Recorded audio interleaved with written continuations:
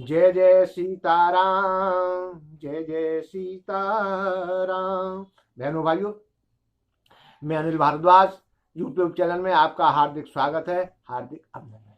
बहनों भाइयों, हमारा जो ये आपका जो महाराज प्रसंग जो चल रहा है वो है रामचरितमानस का। रामचरितमानस का इसके अध्ययन से जिनके घर में रामचरितमानस रहती है, आप मान के चलिए कि 50% आपके अंदर संस्कार आने ही आने हैं, ये निश्चित कर लीजिए आप। और कुछ नहीं, हो सकता ज्यादा होंगे, लेकिन मैं अपने जीवन में अध्ययन करके बता रहा हूं, कम से कम 50% तो मान के चलिए आपके जीवन में आएंगे।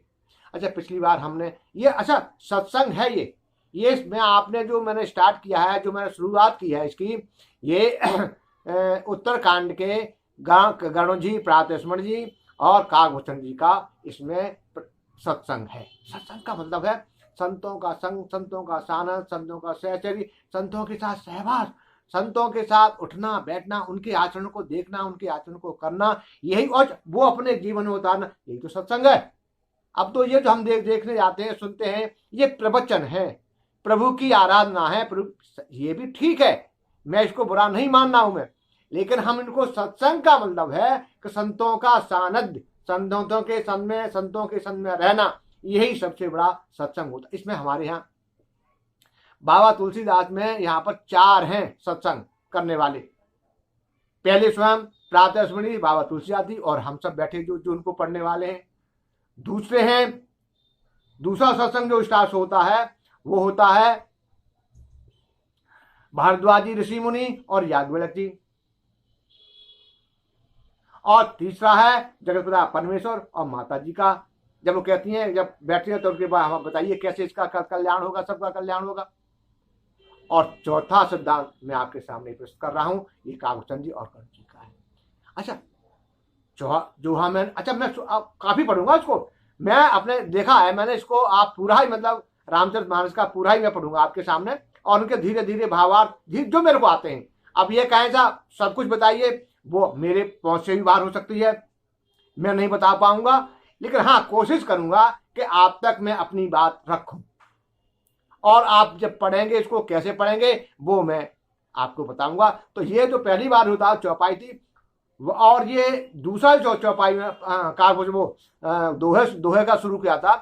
कल पिछले वीडियो मैंने चौपाइयों का किया था, तो चौपाइयों का थोड़ा सा अर्थ में नहीं पूरी तरह नहीं बता पाया था, इसको भावार्थ कहते हैं, वो आपको बताता हूं। तो वर्ण धर्म नहीं आश्रम चारी, एक बार फिर चौपाई को पढ़ के सुनाता हूं मैं।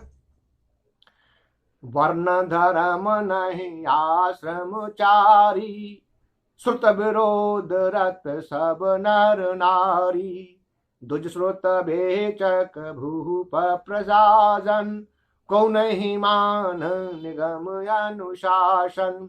अब ऐसे ले पढ़ेंगे, लयबद्ध होकर पढ़ेंगे, स्वर से पढ़ेंगे, कंठस्थ होकर पढ़ेंगे, कुछ और ही आनंद आएगा। देखिए सबसे पड़ी क्या है, वर्ण, वर्णमाला और वर्णाश्रम, ये एक ही है। वर्ण हमारे व्याकरण के अंदर वर्णमाला जो आती है, बाबा तुलसीदास ने लिखा सबसे। अच्छा, मैं आप सबसे अगर ये कहूं कि हमारे रामचरितमानस का पहला अक्षर क्या है, तो मेरे ख्याल से मैं आपको बता रहा हूं 80% कम से कम बंदे होंगे जो ये कहेंगे जी पता नहीं। जब सबसे पहला ये है वर्णा नामर्थ संघानाम रसानाम छंद सामपी, यही है।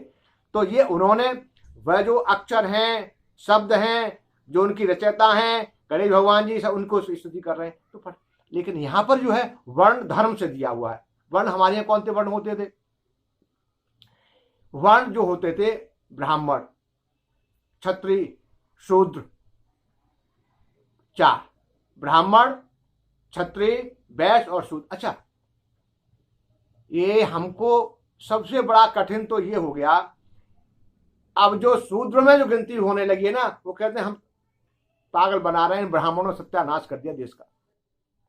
भाइयों बहनों, न कोई ब्राह्मण था, न कोई क्षत्रिय था, न कोई वैश्य, न कोई, जैसे ये कर्म प्रधान है, विश्व रच राखा, कर्म का प्रधानता, कर्म की विधानता। देखिए ब्राह्मणों का कर्तव्य था शिक्षा देना, देश में जो अराजकता फैलती है, कुछ गलत काम करने वाले होते हैं उनको राजा को बताना, और उनके ऊपर बताना कि ऐसा एवं। अच्छा, क्षत्रिय का धर्म था रक्षा करना, देश की रक्षा करना, देश की रक्षा करना, अपने पड़ोस में जो करने वाले वो क्षत्रिय में आते थे।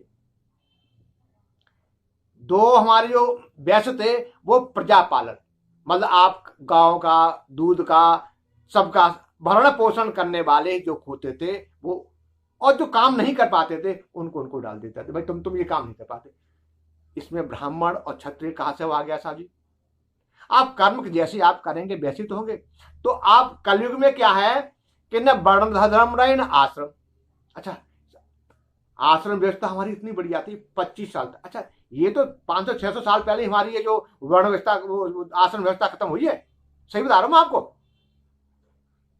हमारे यहां जो गुरुकुल हुआ करते थे उनकी मानता ही बंद कर दी साहब अंग्रेजों ने, कि आप जी ये आपकी नहीं चलेगी, हम जो कहेंगे। वो यूनिवर्सिटी सबसे पहले कैलकाटा में बनी थी। यहां से निकलेंगे, उन्होंने सोच दिया कि जो यहां से निकलेगा, अंग्रेज निकलेगा, हमारी भाषा बोलेगा, हमारा होगा और हमारे सारे काम करेगा। तो ये जो व्यवस्था थी, ये जो हमने बनाई, वो बनाई हुई थी जो हमारे ऋषियों मुनियों की आदि काल से चली आ रही व्यवस्था को ये भंग कर दिया। 25 साल तक ब्रह्मचर्य रहे साहब। गुरुकुल में आपको देखिए, गुरुकुल में सब कुछ सिखाया जाता था, लड़ाई झगड़े, खेती करना, बाण चलाना, तीर चलाना, सब कुछ होता था। मल्लयुद्ध, जो जिसकी जो रुचि होती थी, और सब जितने भी हमारे हैं।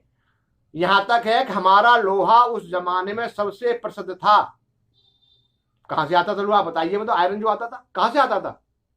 आज हम दूसरे को उनको कहते हैं कि स्पेन का बहुत बढ़िया है, कि यूक्रेन का बहुत बढ़िया है।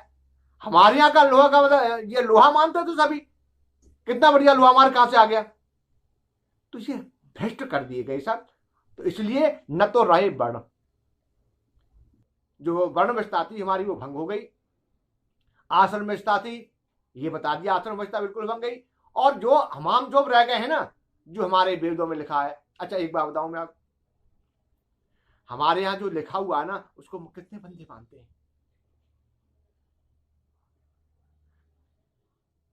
वो लिखते हैं ना, अहिंसा परमो धर्मा। सभी जानते हैं ना, मेरे ख्याल से 99.90 ये सभी जानते हैं। अहिंसा परमो धर्म, अहिंसा। इसके आगे का कोई है? ये अभी का नहीं है। ये सत्युग द्वापर त्रेता सबसे लेकर यहां तक का जो आ रहा है, धर्म हिंसा तथैव च। जब धर्म पे संकट आ रहा हो तो हिंसा जरूरी है। ये मैं नहीं कह रहा, ये आदिकाल से चला हुआ ये पूरा जो है ना श्लोक है। ये सबसे पहले अहिंसा है। सबसे पहले कोशिश करो कि हिंसा नहीं करनी पड़े। लेकिन अपने धर्म पर जब आती है, अपने परिवार पे आती है, अपने बच्चों के ऊपर जब जैसी गलत का कोई काम करने की कोशिश करता है तो तथैव च, हिंसा तथैव। बताओ, ये श्लोक सब जगह तो उसी जमाने से है, लेकिन अंत का हटा दिया गया। बस एक हमको सिखा दिया, अहिंसा परमो धर्म, बस, और वो हटा दिया। धर्म हिंसा तथैव च वाला सिद्धांत ही खत्म कर दिया। वर्ण धर्म नहीं आश्रमचारी, सूत्र विरोध रत सब नर नारी। स्वतः के जो विरोध में जो हमारे वेद हैं, पुराण हैं, उपनिषद हैं, प्राण है, कुछ नहीं है इनमें है। चलो, खाम खाम बर्बाद होता है। आज अमेरिका हमको मानना है। अच्छा, जापान में देखेंगे ना, संस्कृत में सारे का वाक्य होते हैं, प्रार्थना में संस्कृत में होती है। और यहाँ कह दियो ये तो जो धर्मनिष्ठ हो गई, तो बताइए इसमें कुछ नहीं रखा हुआ। सूत्र विरोध रत सब नर नारी, जुद श्रुत भेचक फूप प्रजासन, को नहीं मान निगम अनुशासन। जो ब्राह्मण है वो वेद प्राण को बेचने वाले, आपने देखा होगा। अभी जा रहे हैं, किसी से आप कराइए, ये 1 लाख लेंगे, 2 लाख लेंगे, 3। पहले नहीं था ऐसा, आपकी श्रद्धा था, आपने कुछ दे दिया तो ठीक, नहीं दिया तो कोई दिक्कत नहीं है। हमारा तो काम चल रहा है, हमारा राज चला रहा है, जहां चले जाएंगे वो मिलेंगे। और जो राजा है, जो प्रधानमंत्री हैं, प्रजा हैं, जहां दूसरे देशों में सब जो है प्रजा को खोचने वाले, इन पर टैक्स लगाओ, इन पर ये लगो, मतलब कैसे इनको परेशान करना है, सब खींचने वाले। और को नहीं मान निगम अनुशासन, जो हमारे पंथ में है, जो हमारे धर्म में है, जो हमारे स्रोत हैं, श्रुतियां हैं, वेद हैं, पुराण हैं, उनको कोई नहीं माने, उनके ऊपर आलोचना है बस। तो फिर एक बार आप सोच रहा हूं, दुजसत वेचक भूप प्रजासन, को नहीं मान निगम अनुशासन। आगे की है जो चौपाई आगे की आती है, मैं अर्थशास्त्र इसलिए बता रहा हूं, अर्थ पढ़ेंगे तो उसका ध्यान में रहेगा थोड़ा सा, इसलिए आपको बता रहा हूं मैं। अब मारग सो जा को जोई भावा, पंडित सोई जो गाल बजावा। फिर आप एक बार ये चौपाई है, थोड़ा यहां तक पढ़ेंगे, उसके बाद यहां पर धीरे धीरे पढ़ेंगे ना, उसके बाद मैं बिल्कुल पढ़ना करूंगा शुरू। पहले पहले थोड़ा थोड़ा जो मेरे साथ जुड़े हुए हैं वो कम से कम सीखे। तो मारग सो जा कहो जोई भावा, पंडित सोई जो गाल बजावा। अब जो जिसको अच्छा लगता है, आज के जमाने में आपको रियलिटी बता रहा हूं, आप अपने घर में, परिवार में, आस में, आजू बाजू में आप देखेंगे तो आप किसी को समझा कर देख लो, अगर उसको ज्यादा प्रेस करोगे ना तो वो आपका दुश्मन बन जाएगा। जो जिसको अच्छा लगता है वो ही कर रहा है, नहीं कर रहा तो आप देख लीजिए। इसमें जितने भी हैं 5 6 7 8 2 हैं, वह प्रातः स्मृति बाबा तुलसीदास जी ने, मतलब ये कलयुग के बारे में एक भी चौपाई आप बता दिए, इसमें एक भी झूठ हो तो जो जिसको अच्छा लगता है वो ही करता है। और पांडित जो कर्म करने वाले हैं, जो पांडित का कर्म करने वाले हैं, पांडित वो बस बेकार की बातें करना, वो बढ़ चढ़कर बोलना, हम ये कर देंगे, हम ये कर देंगे।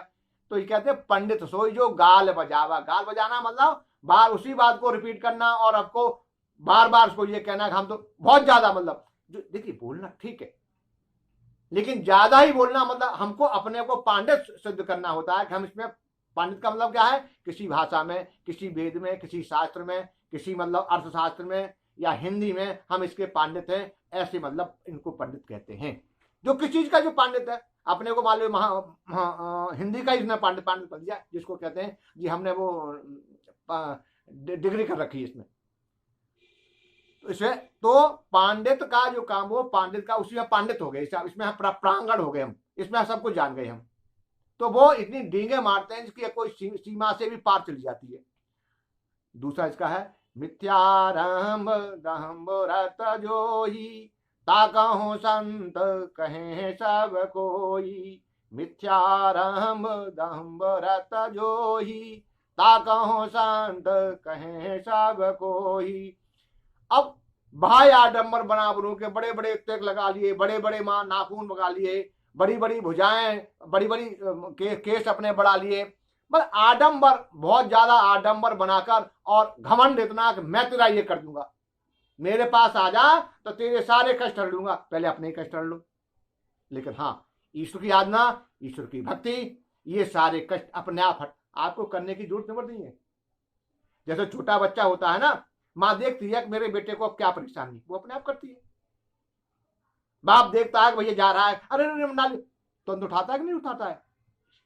तो जब भक्ति में आप आएंगे तो आपके सारे काम बनेंगे। जो ऐसे बंदे हैं आज कलयुग में, उन्हीं को सब संत कहते हैं। राधे राधे, जय श्री राधे, जय जय सीताराम, जय जय सीताराम। अगली वीडियो में फिर जी चौपाई पड़ेगी।